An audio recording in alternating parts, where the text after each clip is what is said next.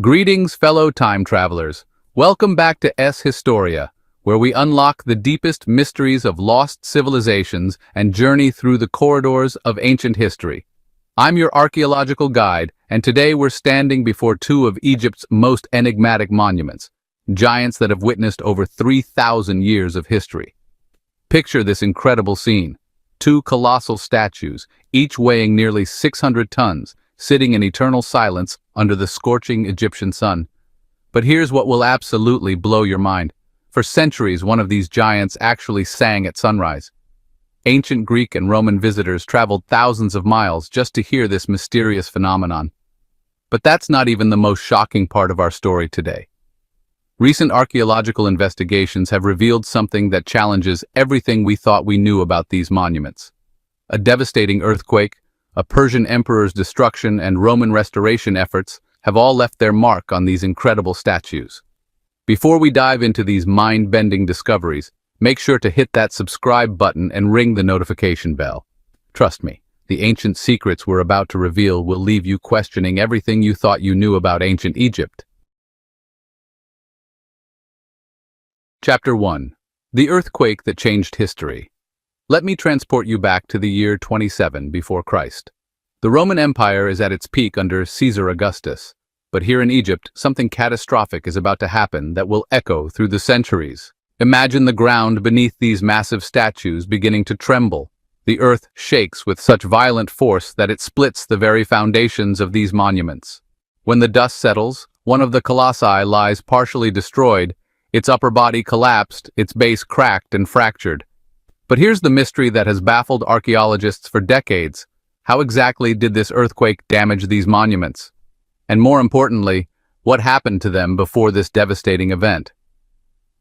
Recent scientific investigation by researcher Rainer Stadelmann has uncovered shocking evidence. Using three-dimensional soil foundation structure analysis, scientists have modeled exactly what happened during that earthquake. The results are fascinating. The modeling shows that seismic forces would primarily damage the rear sections of the base and the back portions of the statues, exactly the damage pattern we see today. But wait, there's something even more intriguing. The modeling also proves that earthquake forces alone could never destroy just the upper torso of the northern colossus. So how was the top portion destroyed? Here's the incredible answer. These colossi weren't standing alone in the desert as we see them today. They were part of a massive temple complex, exactly like the statues that currently guard the entrance to Luxor Temple. When the earthquake cracked the foundation, the rear portion of the statue detached and fell backward, crashing into the temple facade behind it. The impact shattered the upper body into countless pieces. Chapter 2. The Singing Statue Phenomenon. Now, fellow explorers, here's where our story becomes absolutely extraordinary. After that devastating earthquake in 27 BC, something magical began happening every morning at sunrise. Here stand two colossal figures close to one another, each carved from a single stone. One is intact, while the upper parts of the other have fallen, reportedly due to an earthquake. My travels have amazed me, but the Colossus of Egypt amazed me more than anything else. At Thebes in Egypt, crossing the Nile, I saw a statue that sits and emits a sound. Many call it Memnon. This statue was broken in two by Cambyses, and today from head to middle it is overturned. The rest sits, and each day at sunrise, it makes a noise like that of a harp or lyre with a broken string. Can you imagine it? Every morning as the first rays of sunlight struck the damaged stone, the statue would emit a haunting musical note. Ancient visitors described it as the voice of Memnon, the mythical Ethiopian king greeting his mother, the goddess of dawn. But what caused this incredible phenomenon? Modern science suggests that as the sun heated the cracked stone after the cool desert night, the rapid temperature change caused the fractured pieces to vibrate against each other, creating these mysterious sounds. Chapter 3. The Persian Mystery. But here's where our investigation takes a shocking turn. Pausanias mentions something that could rewrite the timeline of these monuments entirely. He states that the statue was broken in two by Cambyses. Cambyses II was the Persian emperor who conquered Egypt in the 6th century BC, nearly 500 years before that devastating earthquake. This raises mind-blowing questions. Did Cambyses destroy or damage the statue centuries earlier? Was it repaired and then destroyed again by the earthquake? Or did Cambyses himself repair earlier damage? Archaeological evidence suggests multiple restoration phases. Scientists have discovered repair work using the original quartzite stone from the Pharaonic period, not the different stone types used in later Roman restorations. This suggests that major repairs were conducted during Egypt's dynastic period, possibly around the 6th century BC. This leads us to two incredible possibilities. Either there was earthquake damage during the Pharaonic period that required repair, possibly by Cambyses himself, or the Persian emperor damaged the Colossus and then ordered its restoration.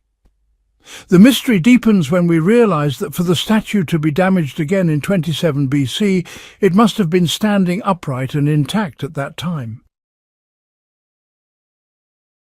Fellow time travelers, what happened next showcases the incredible engineering skills of the Roman Empire. Sometime around 199 AD, during the reign of Emperor Septimius Severus, Roman engineers undertook one of the most ambitious restoration projects in ancient history. Recent archaeological campaigns have mapped every detail of this incredible restoration. Between the blocks of the torso, researchers found wooden wedges used during the Roman reconstruction to secure the blocks together. Some of these wedges are still covered with ancient mortar, indicating they're contemporary with the restoration work. Here's the amazing part. Carbon-14 analysis of these wooden wedges has confirmed the dating. The samples cluster around two similar dates, between 24 and 137 AD for one group, and between 44 and 232 AD for another. This perfectly matches the estimated restoration date of 199 AD. But the Romans faced an incredible challenge. The original quartzite came from quarries near modern-day Cairo, hundreds of miles to the north. Instead, they used sandstone from Aswan quarries in the south. You can actually see the different stone types today. The restored upper portions have a different color and texture than the original Pharaonic base. The precision of this Roman engineering is breathtaking.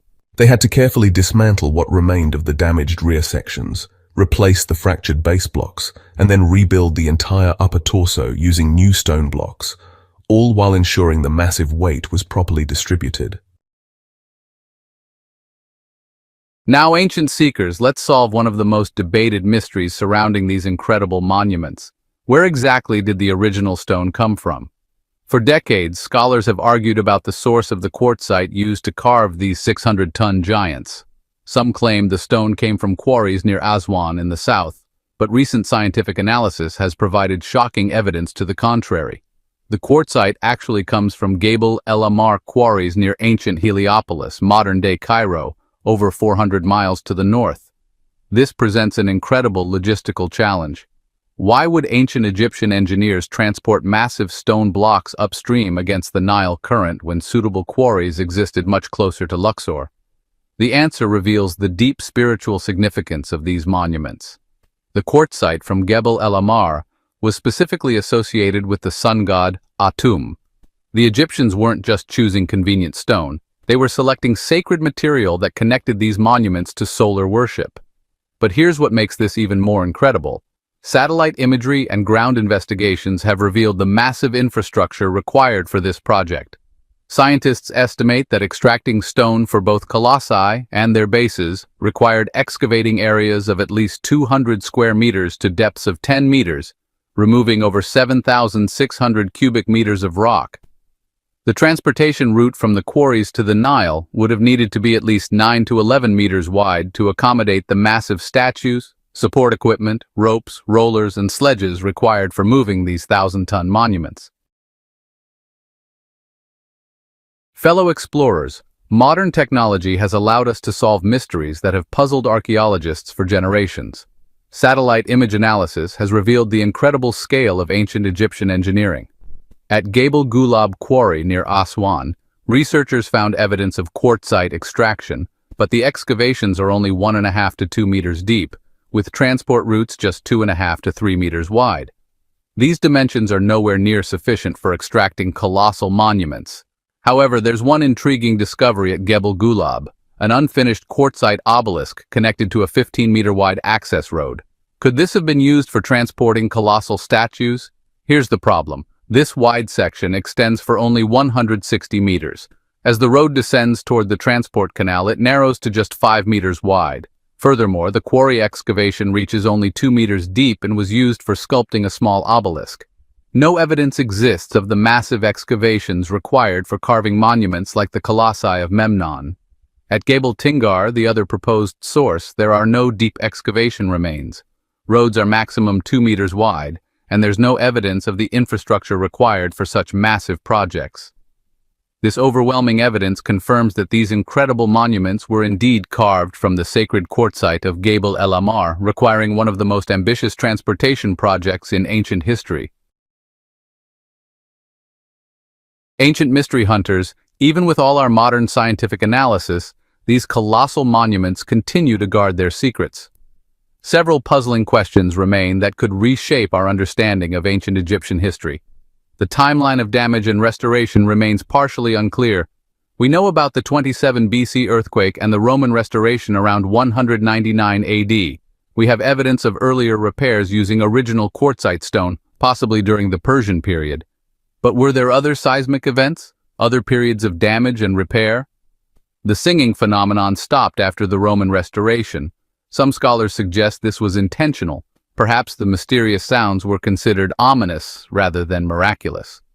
Others propose that the Roman engineers simply couldn't replicate the exact structural conditions that created the acoustic effect. There's also the broader question of the original temple complex. These statues once guarded the entrance to Amenhotep III's mortuary temple, one of the largest temple complexes ever built in Egypt. Most of this massive structure has vanished, leaving only these 2 sentinels to mark its location. Recent ground-penetrating radar surveys continue to reveal buried structures in the area. What other monuments lie beneath the sand? What other stories remain to be discovered? Fellow time travelers, as we stand before these incredible monuments today, we're witnessing layers of history spanning over 3,000 years. These aren't just statues. They're time capsules that have survived pharaonic glory, Persian conquest, devastating earthquakes, Roman restoration, and countless centuries of desert winds. The Colossi of Memnon represent the incredible ambition of ancient Egyptian civilization.